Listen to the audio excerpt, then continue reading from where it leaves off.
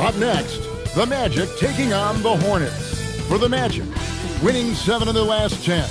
And they aren't done.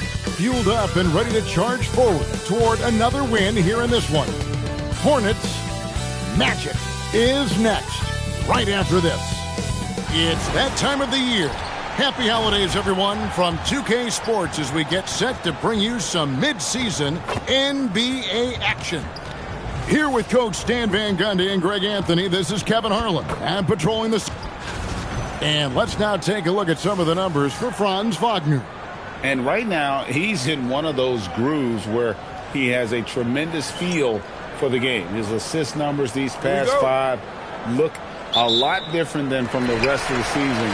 And by different, I mean better. Here's the starting group for the Charlotte Hornets. The wingmen are Sexton and Miller. Plumlee is at center and Bridges next to him. And it's man in at the point. And for Orlando, the guard pair form will be Suggs and Bane. Down low, it's Banchero and Carter. And it's Wagner in at the 3 spot. No one near Banchero as he lets it go. Gets the three-pointer to fall. And although it's still early in the season, Greg, what kinds of storylines have caught your attention so far? How the All-Star voting is shaping up. All-Star appearances are mentioned on a player's resume, especially when they retire. So these guys want to be one as many times as possible. Wagner passes to Suggs. Wagner against Miller. 6 to shoot. Jacks up a 3. And it's Wagner missing. I'm told now by our producer, do we have him, guys? Okay, we do. We have a call coming in from Shams Charania. Shams, thanks for joining us. What do you have? Well, thanks. Paolo Banchero, the 3rd player aged 22 and younger to amass 4,000 points, 1,300 rebounds, and 900 assists through the first 3 NBA seasons. The other 2, LeBron James and Luka Doncic. The Magic have rewarded him with the richest contract in franchise history, 5 years and $239 million. Guys, he is a high-value talent. Yep, a star on the rise. And Shams, we appreciate the report. Here's Plumlee. Carter pulls it in. Very dangerous to leave a guy like that open. Lucky break there for the D. And a wide open look for Bane. Drains it from beyond the arc. The defenses should always expect this from Bane. He's a skilled distance shooter. Shoots the 3. Man gets the bucket. Man's got 8. Both teams running perimeter-oriented plays that are working. Well, you know it's become a three-point shooting league. Teams shooting a steady diet from outside. Gets it to fall. The bucket from Bane. Well, when a 3 goes in on the other end, Bane really wants to answer with his own trick. Miller outside. And another 3 for Charlotte. And they don't want to get in a habit of giving him open looks from 3. First quarter still, but not who you want to leave open. Now, here's Suggs. Defended by Man. Bane inside the 3-point line. And there are the Magic with another bucket. Good way to start this game. You want to get him rolling as early as possible. Yeah, and I'll tell you what. If he gets into a good rhythm early, watch out. Well, he can beat you in a lot of ways. Very challenging to defend. Bane, no good. Desmond Bane getting it done for the Magic. He notched 8 points in the quarter and has that terrific basketball instinct on display. We'll get you back to the action after this break.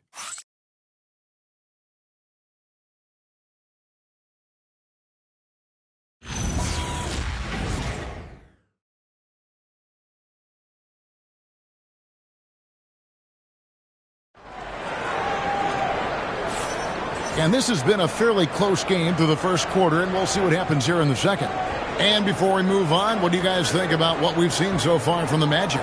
In that first period, they showed a willingness to make the extra pass. Yeah, it's the kind of offense every coach loves to see. Selfless and smart. We've got Mo Wagner. Desmond Bane out there with Jones. Then it's Bertazzi. And it's De Silva in at the 3 spot. That's the group start the second quarter for the Magic. And it's off from 3-point range.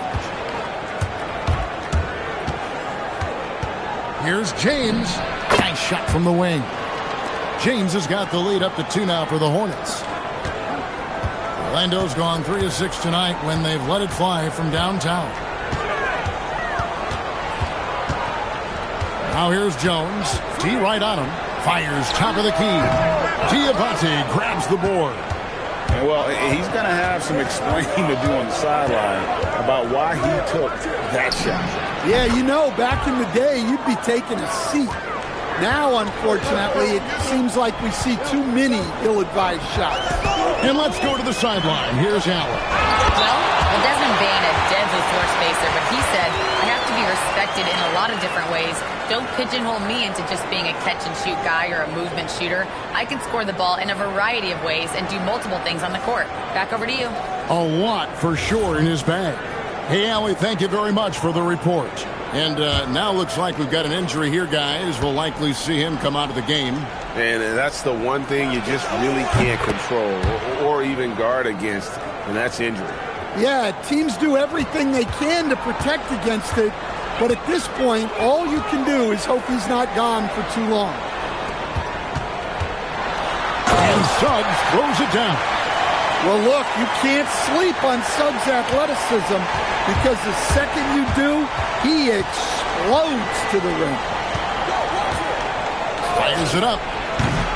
Miller, no up. That's one he knows he should have drained. Miller against Wagner. Patazzi, a screen on Miller. And it's Wagner missing. The Hornets with the lead. To the middle. And Knipple with the basket on the assist by Williams. Knipple's got his first 2 points of the night. Bounce pass Wagner. Bain kicks to Wagner. Connects from three-point range. Look, that's the readiness of Wagner. He's prepared to shoot the moment he catches the ball. Here's Mann. And right away, they match it with a three-pointer of their own. Mann's got the lead back up to 4 now for Charlotte. 6-second difference between shot and game clock. Pass to Bitadze. Magic moving the ball around. Outside, Bain. The Magic need to get a shot off here. And it's Suggs missing. Here's Mann. What a play! Simply drains it in at the buzzer. How about that? Just a perfect finish to the half as they tack on another 3 to their lead. And so it's Charlotte bringing the quarter to a close with a 7-point lead. Their lead is where it is because they've gotten good shots. A lot of good shots. We've got more in store for you right after this.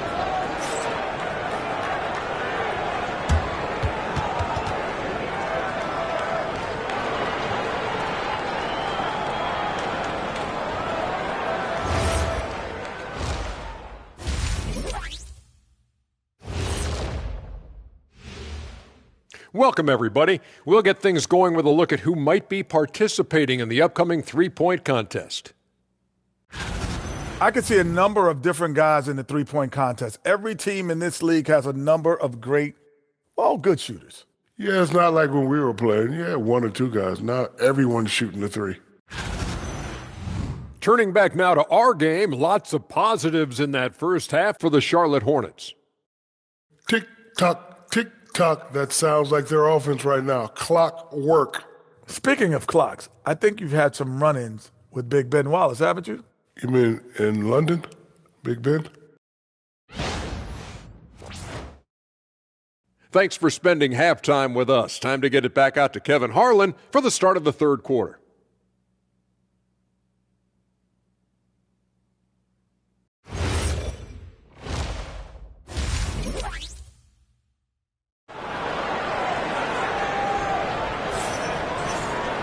And we hope you've enjoyed the broadcast so far. We're halfway through the game.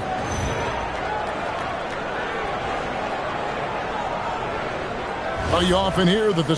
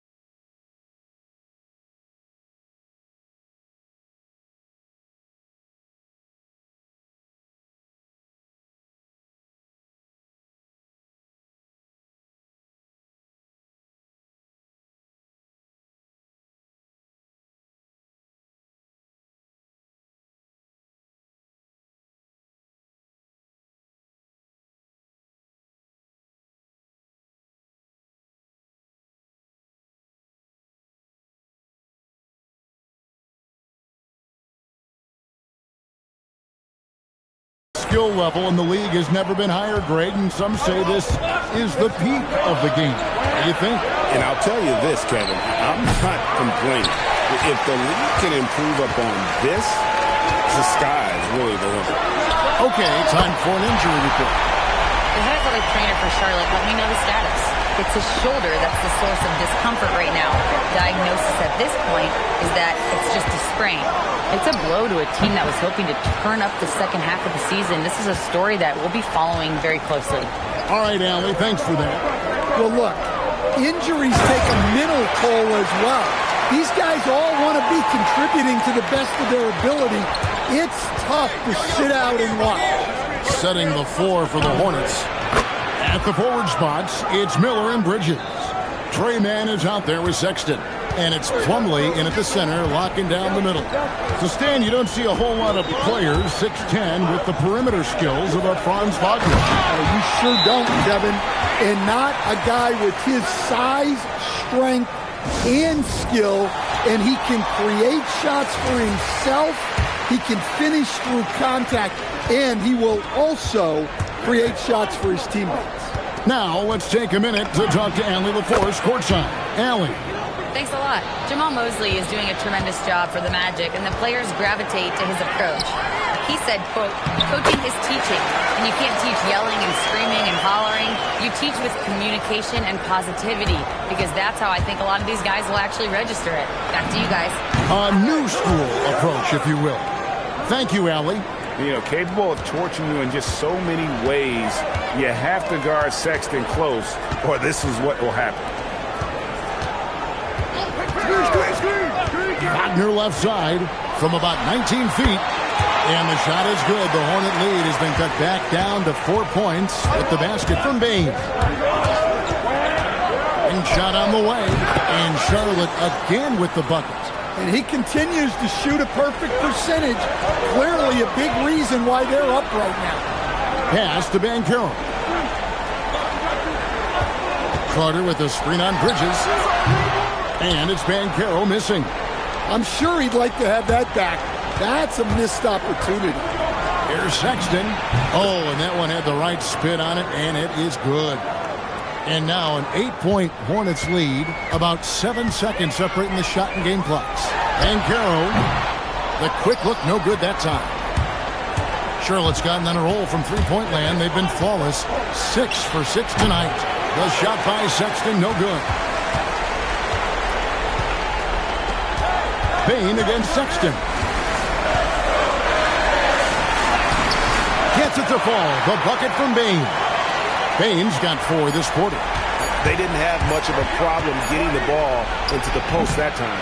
And so it's the Charlotte Hornets with their lead standing at 6 points here at the end of the quarter. A good size advantage, and they'll look to increase it. Back right after this.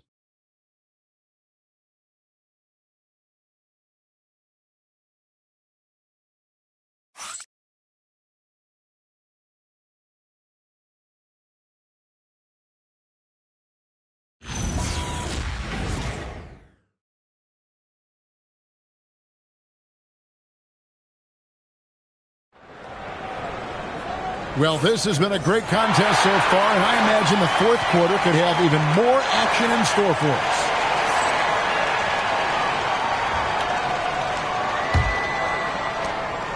The Magic trail by 6. Down low, it's Banchero and Carter. Running out on the wings, they'll have Bain and Wagner. And it's Suggs in at the 1. This is out there for Orlando. And this is something Banchero continues to hone, wanting to become a dangerous threat from deep. Shoots it up. There's the jumper. Nice one. Well, this is what you're trying to do. Put the game away. Yeah, but you can't let up now. We've seen too many wild comebacks in this league. Well, you wonder why we're seeing so many points tonight. Just look at the D. Not a lot of resistance. And trying to just outscore other teams, generally not the best recipe for long-term success. And timeout is called by Charles Lee. He knows every possession is critical now.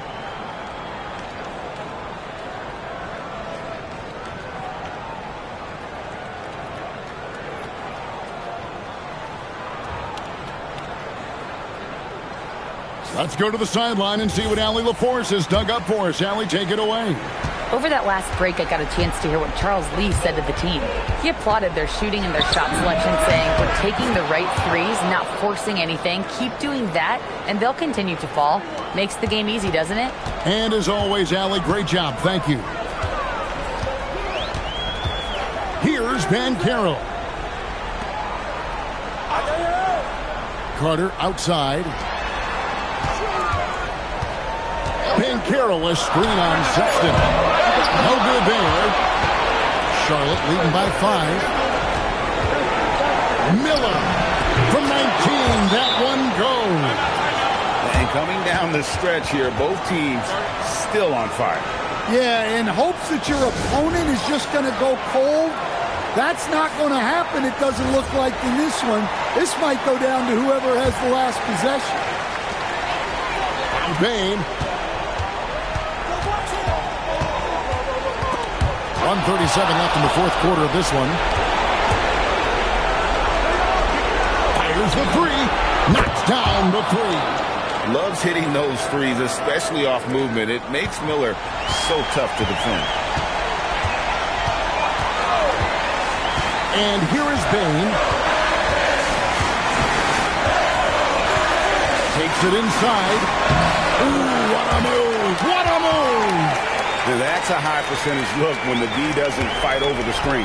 Yeah, it's certainly worth it to disrupt the offense. Coaches notice that extra effort. Miller. A three-pointer. Good. And it looks like just playing the last bit of this one out in what should be a nice win here for the Hornets. In the end, they had a better shooting percentage, and that's what made the difference. Sometimes, things go your way. The other team wasn't catching many lucky breaks themselves. Yeah, and Kevin, not all about luck. I thought their overall shot selection was better. And now, on the year, this will take them to 28 wins. And once the horn sounds, they're going to go up 2-0 in the season series. Wagner with it. Now, guarded by Plumlee. Here's Carter. Yeah, count it. Well, what poise from Carter Jr. Just taking the hit and pushing through it all. The free throw off from Carter.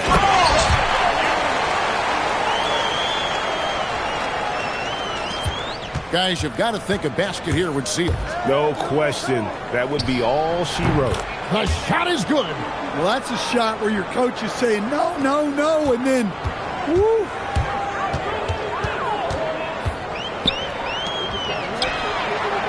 Off target from outside. The Hornets on offense. James fires. 3. Good. Here's Jones.